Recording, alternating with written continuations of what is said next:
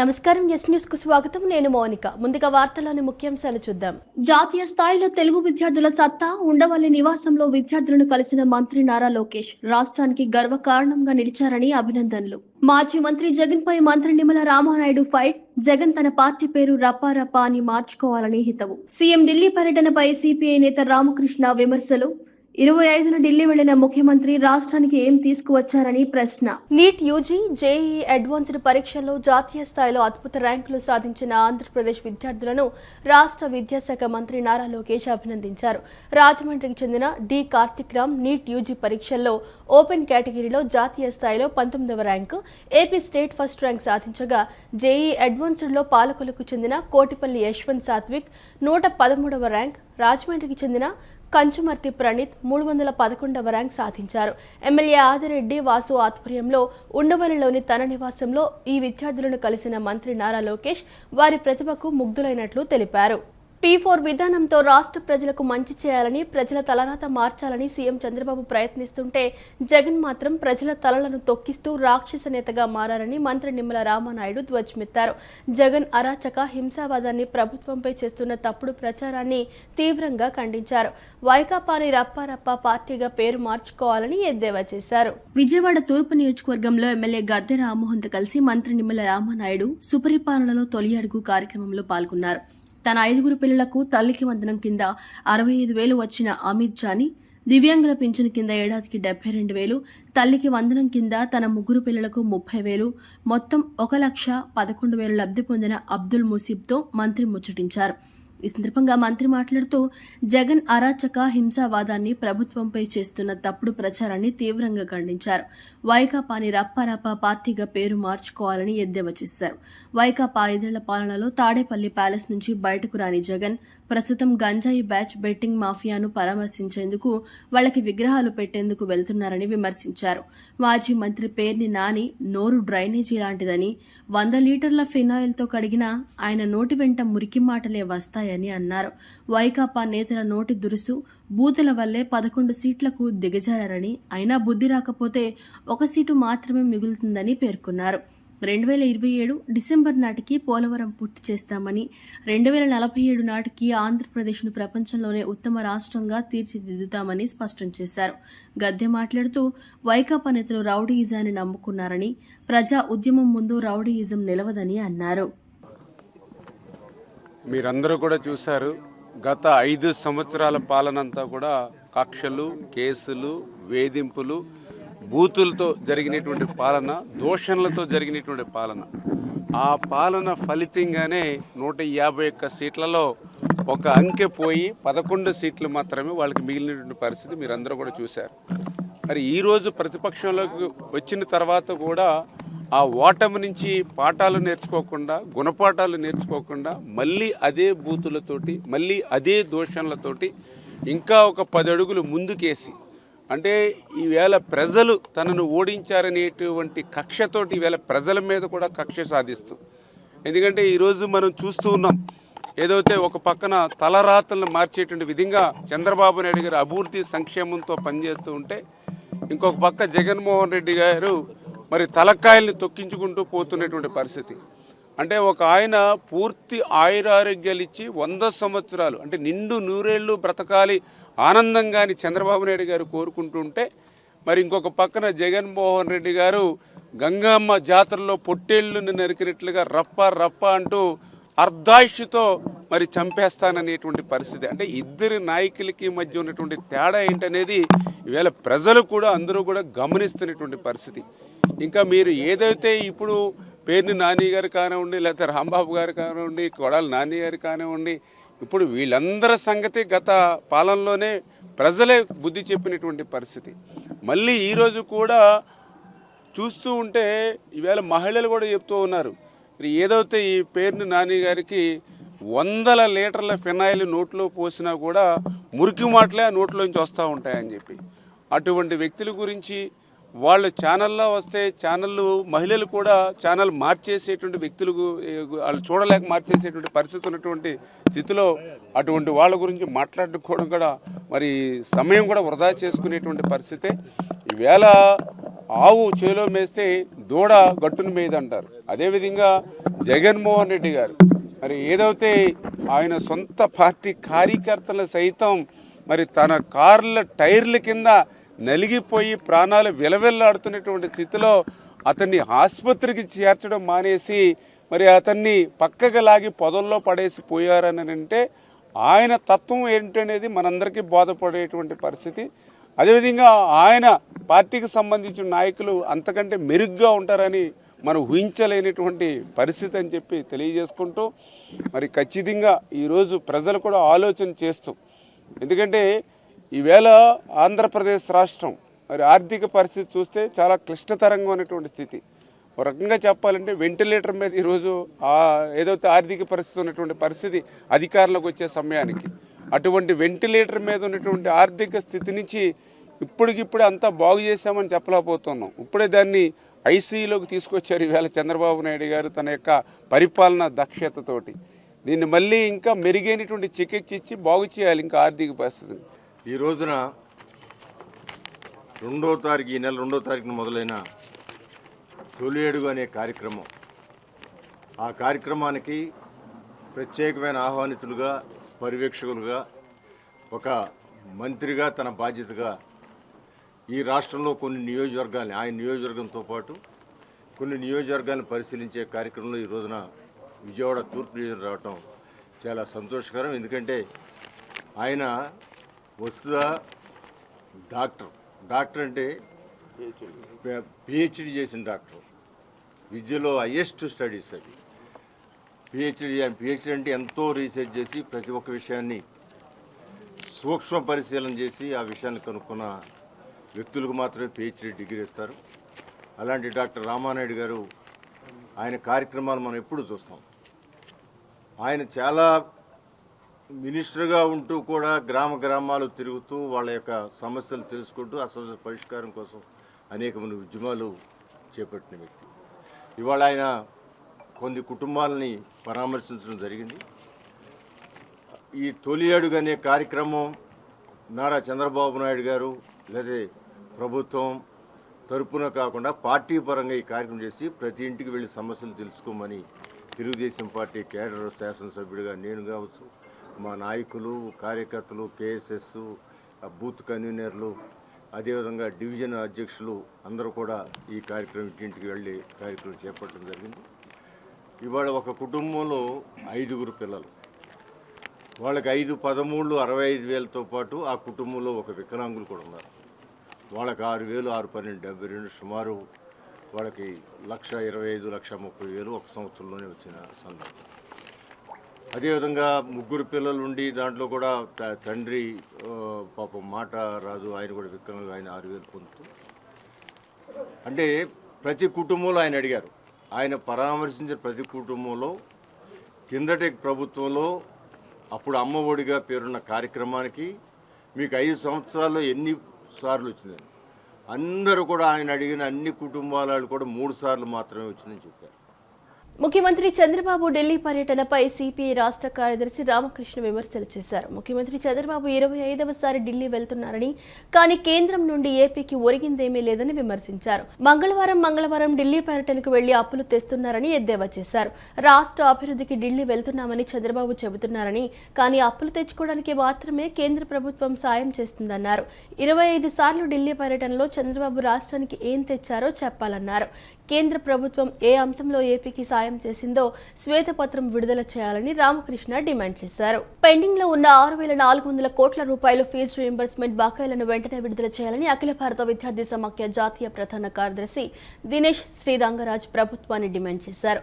నిధులు విడుదల చేయకపోవడంతో విద్యార్థులు చదువుకు దూరం అవుతున్నారని ఆవేదన వ్యక్తం చేశారు. ఏఎస్ఎఫ్ విజయవాడ నగర సమితి ఆధ్వర్యంలో ఫీజు రీయింబర్స్మెంట్ బకాయిలను వెంటనే విడుదల చేయాలని కోరుతూ విజయవాడ ధర్నా చౌక్ నందు ధర్నా నిర్వహించారు. ఈ సందర్భంగా దినేష్ శ్రీరంగరాజ్ మాట్లాడుతూ ప్రభుత్వం విద్యార్థులకు చదువును దూరం చేసే విధంగా వ్యవహరిస్తుందని మండిపడ్డారు. ఎన్నికల సమయంలో ఇచ్చిన హామీలను విస్మరించిందని, విద్యార్థులను మోసం చేస్తుందన్నారు.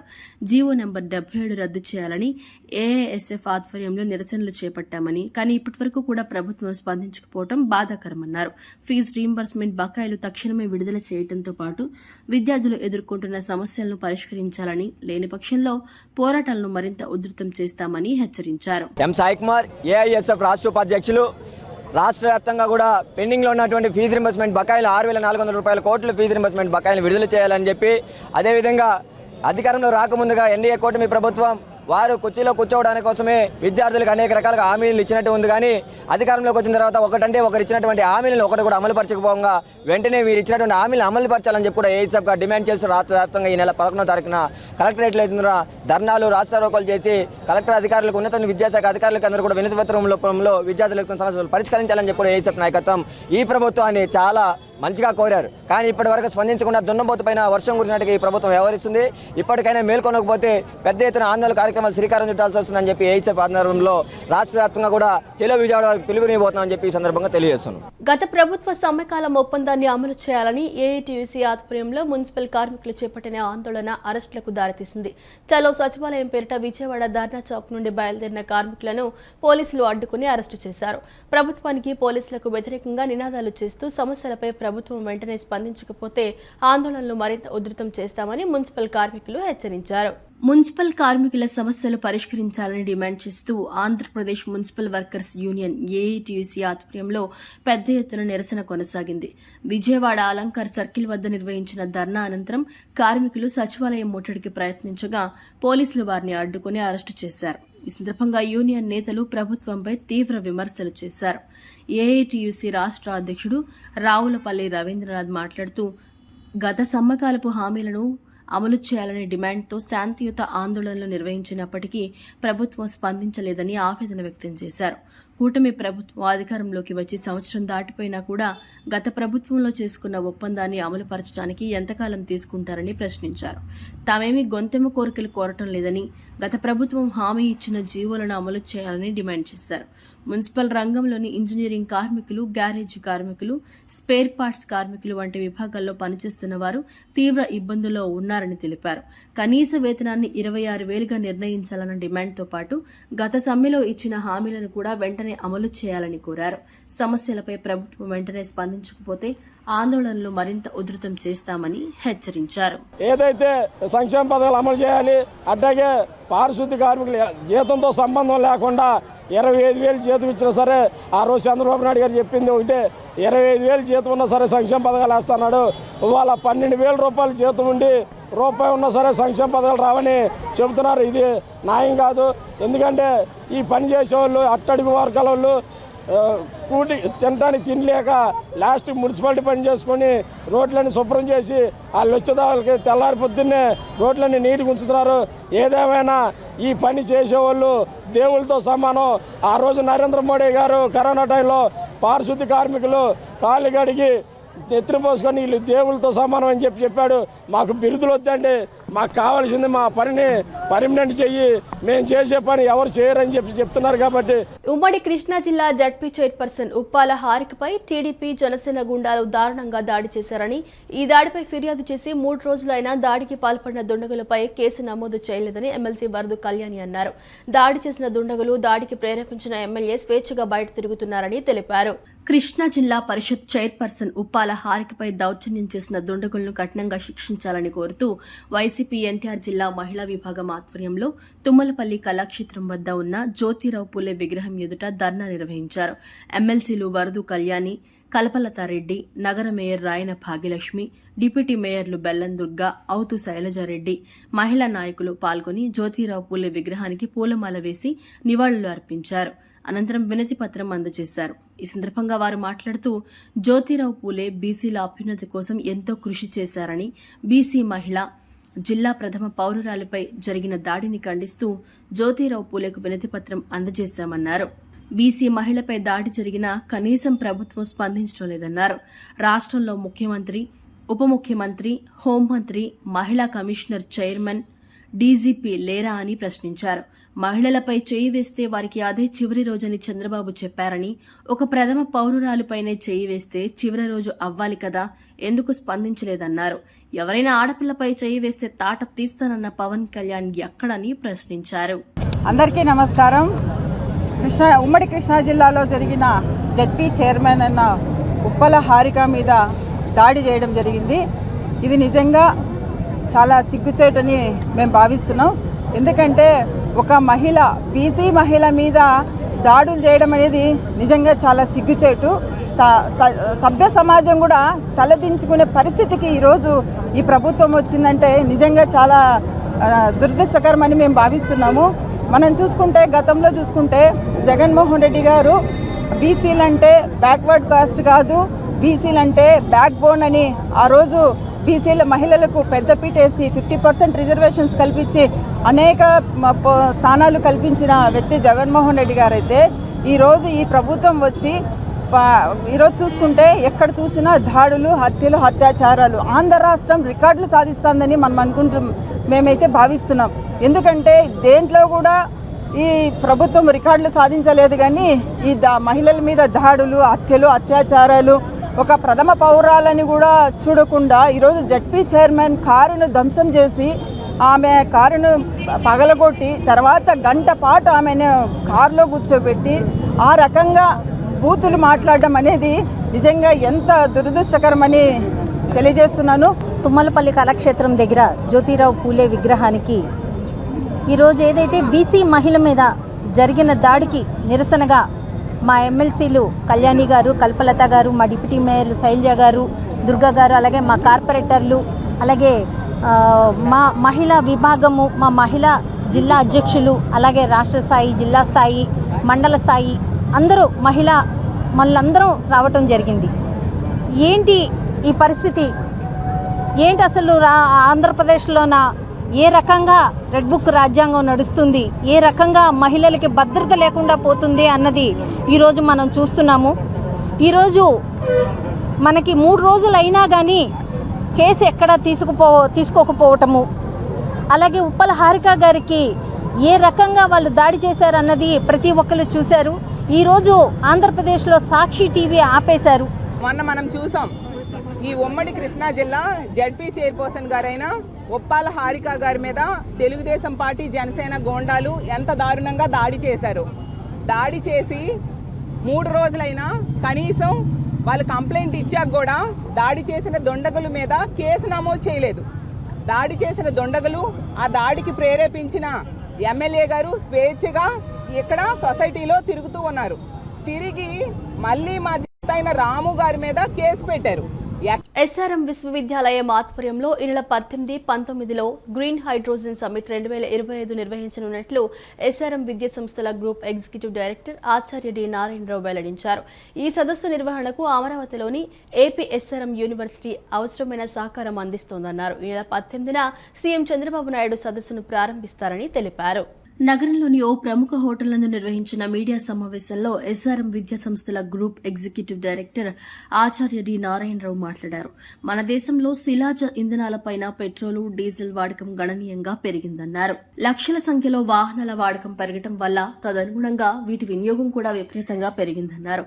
పెట్రోలు, డీజిల్ వాడే వాహనాల వల్ల ఉత్పత్తి అవుతున్న వాయు కాలుష్యం మానవ మనుగడను దెబ్బతీస్తోందన్నారు. కాలుష్య రహితమైన గ్రీన్ హైడ్రోజన్ ఉత్పత్తి శ్రేయస్కరమని, ఈ నేపథ్యంలో గ్రీన్ హైడ్రోజన్ ఉత్పత్తి వైపు భారత్ అడుగులు వేస్తోందన్నారు. 2030 నాటికి 5 మిలియన్ టన్నుల గ్రీన్ హైడ్రోజన్ను ఉత్పత్తి చేయాలని కేంద్రం ప్రణాళికలు సిద్ధం చేసుకుని తదనుగుణంగా బడ్జెట్ కేటాయింపులు జరిపిందన్నారు. అంతేకాకుండా అన్ని రాష్ట్రాలు గ్రీన్ హైడ్రోజన్ వైపు దృష్టి సారించాలని కేంద్రం కోరిందన్నారు. ఈ నేపథ్యంలో ఆంధ్రప్రదేశ్ ప్రభుత్వం గ్రీన్ హైడ్రోజన్ ఉత్పత్తి వైపు అడుగులు వేస్తోందన్నారు. ఇందులో భాగంగా ఈ నెల 18, 19 తేదీల్లో జాతీయ స్థాయిలో గ్రీన్ హైడ్రోజన్ సమ్మిట్ 2025ను నిర్వహించాలని నిర్ణయం తీసుకుందన్నారు. సదస్సు నిర్వహణకు అమరావతిలోని ఏపీ ఎస్ఆర్ఎం యూనివర్సిటీ అవసరమైన సహకారం అందిస్తోందన్నారు. ఈ నెల 18న రాష్ట్ర ముఖ్యమంత్రి నారా చంద్రబాబు నాయుడు ఏపీ ఎస్ఆర్ఎం యూనివర్సిటీలో సదస్సును ప్రారంభిస్తారని తెలిపారు. మేము ఇస్తామనేసి అంటే మన ద్వారా చేస్తాము, మాకు సంపాదన ఉంది రాష్ట్ర ప్రకారంగా. ఎందుకంటే మనకు అపారమైన సంపద ఉంది రెన్యూబుల్ ఎనర్జీలో. మీకు చెప్తున్నాను, ఈరోజు 230 గీగావాట్స్ ఆఫ్ సోలార్ ఉంది రాయలసీమ, కర్నూలు, కడప ఆ ఏరియాలో మొత్తం అంతా కూడా, అలాగే ప్రకాశంలో కూడా. తర్వాత 112 గిగావాట్ల విండ్ ఉంది, 48,000 మెగావాట్ల పిఎస్పి ఉంది. ఇవన్నీ అపారంగా ఉన్నాయి కాబట్టి దాని ఒక సైంటిఫిక్ మెజర్లో ఒక చక్కగా దాన్ని ఉపయోగించుకొని దాన్ని ఇంటిగ్రేట్ చేసి ఏ విధంగా ముందుకు వెళ్ళాలనేసి ముఖ్యమంత్రి గారు ఆలోచన. ఆలోచన సరళే ఈ విధంగా ఇది ఈ హైడ్రోజన్ సమ్మిట్ కింద చేస్తుంది. అయితే ఒక 2-3 సమ్మిట్లు జరిగిన ఇండియాలో నేను ఒక సమ్మిట్కి అటెండ్ అయ్యాను. అయితే ఇంత క్యాల్కులేటెడ్గా అంటే దీని ద్వారా బయటికి ఏమి ట్రాన్స్లేట్ కావాలి, మన పబ్లిక్కి ఏమేమి మెసేజ్ ఇస్తున్నాం, ఇండస్ట్రీస్కి ఏం మెసేజ్ ఇస్తున్నాం, అకాడమీకి ఏం మెసేజ్ ఇస్తున్నాం, గవర్నమెంట్ ఆర్గనైజేషన్స్కి ఏం మెసేజ్ ఇస్తున్నాం అనే ఒక దృక్పథంతో పూర్తిగా వెళ్తుంది SR university and management. Sir, I thank you very much for being partner with you and also we are also learning from you.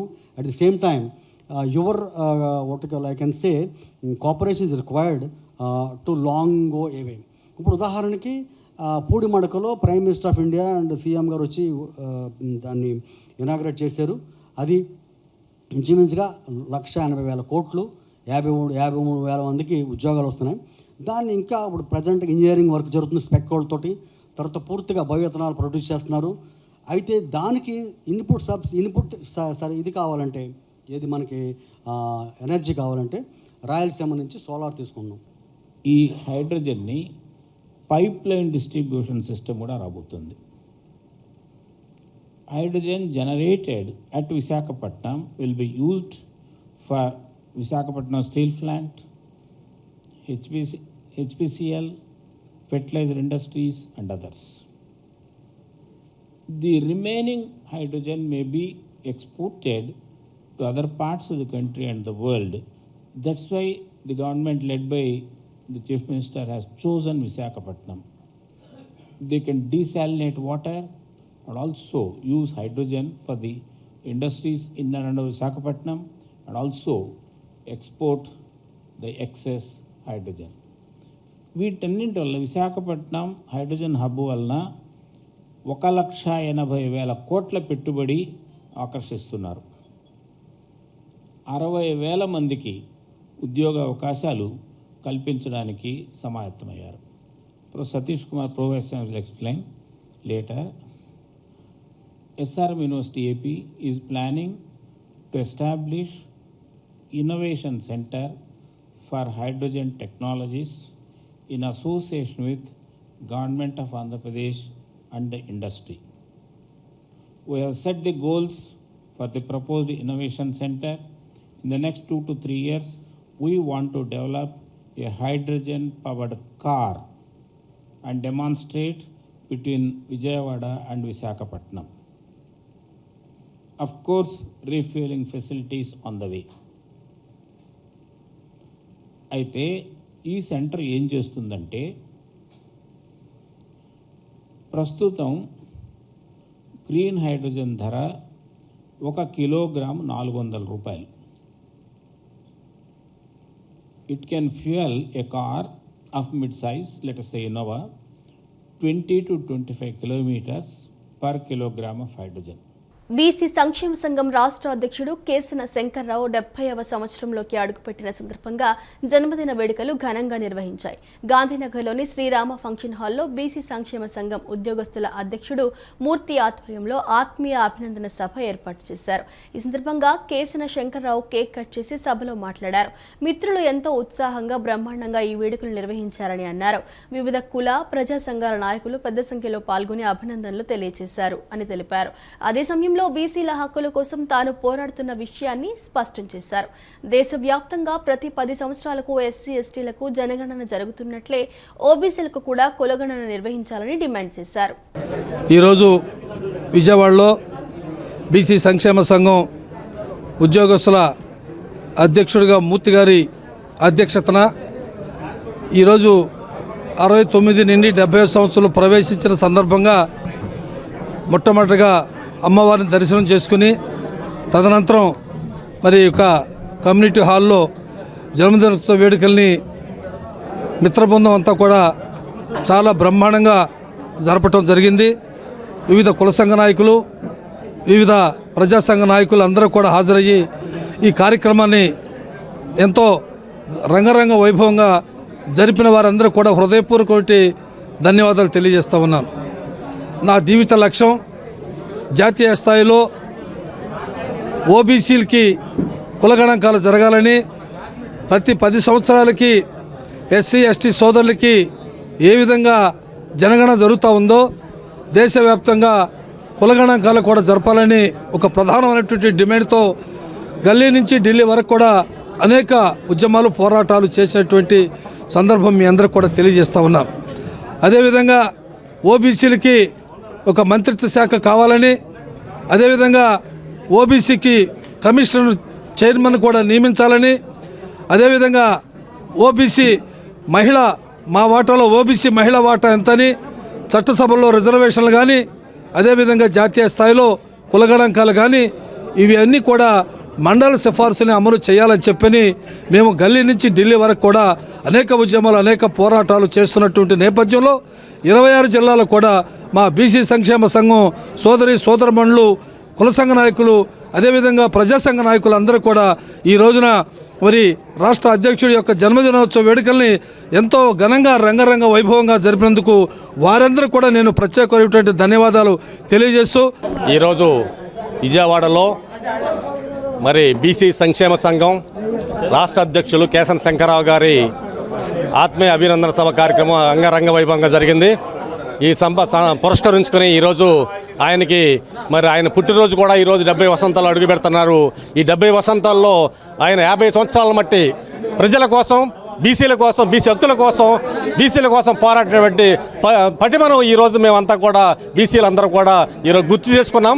ఈరోజు రాబోయే రోజుల్లో బీసీల నుంచి ఇంకా బీసీలకు ఏమైతే కావాలో, ఏమైతే హక్కులు కావాలో, ఏమైతే బీసీలు ముందుకెళ్లాలో దిశానిర్దేశం చేసుకుని ఈ సందర్భంగా మేము మాట్లాడుకోవడం జరిగింది. బీసీలంతా కూడా అకారణంగా తనపై దాడి చేసిన తన ఇంట్లో సామాన్లు, విలువైన డాక్యుమెంట్లను నాశనం చేశారని కోట సామ్రాజ్యం అనే మహిళ వాపోయారు. తాను నివాసం ఉంటున్న ఇంటిని మే 30వ తేదీన ఖాళీ చేస్తామని చెప్పిన వినకుండా దాడులకు పాల్పడ్డారని వాపోయారు. ఈ ఘటనపై మాచవరం పోలీస్ స్టేషన్లో ఫిర్యాదు చేసినా ఇప్పటివరకు ఎటువంటి చర్యలు తీసుకోలేదని ఆరోపించారు. బెంజ్ సర్కిల్ సమీపంలోని మున్సిపల్ ఎంప్లాయీస్ కాలనీలో అద్దెకు నివసిస్తున్న కోట సామ్రాజ్యం అనే మహిళ తనపై అకారణంగా దాడి చేశారని, దానికి పోలీసులు సహకరించారని వాపోయారు. గాంధీనగర్ ప్రెస్ క్లబ్ లో ఆమె విలేకరులతో మాట్లాడుతూ ఆమె వివరాలు వెల్లడించారు. గత 4 ఏళ్లుగా తను కృష్ణారావు అనే వ్యక్తి సతీమణి తనకు ఇంటిని అద్దెకు ఇచ్చిందని చెప్పారు. గత సంవత్సరం ఆ ఇంటి యజమానురాలు మృతి చెందడంతో ఆమె కుమార్తె శైలజ ఇంటిని ఖాళీ చేయాలని చెప్పినట్లు తెలిపారు. మే 30వ తేదీన ఇంటిని ఖాళీ చేస్తామని చెప్పిన అనంతరం శైలజ సహా మరో 60 మందికి పైగా వ్యక్తులు ఇంటికి వచ్చి తను నివసిస్తున్న ఇంట్లోకి బలవంతంగా ప్రవేశించి దాడికి పాల్పడ్డారని పేర్కొన్నారు. మారణాయుధాలతో తమపై దాడి చేశారని, ఇంట్లో ఉన్న సామాన్లు ధ్వంసం చేశారని వాపోయారు. ఈ ఘటనపై మాచవరం పోలీస్ స్టేషన్లో ఫిర్యాదు చేసినా ఇప్పటివరకు ఎటువంటి చర్యలు తీసుకోలేదని ఆరోపించారు. విలువైన డాక్యుమెంట్లు, వస్తువులు నాశనం చేశారని చెప్పారు.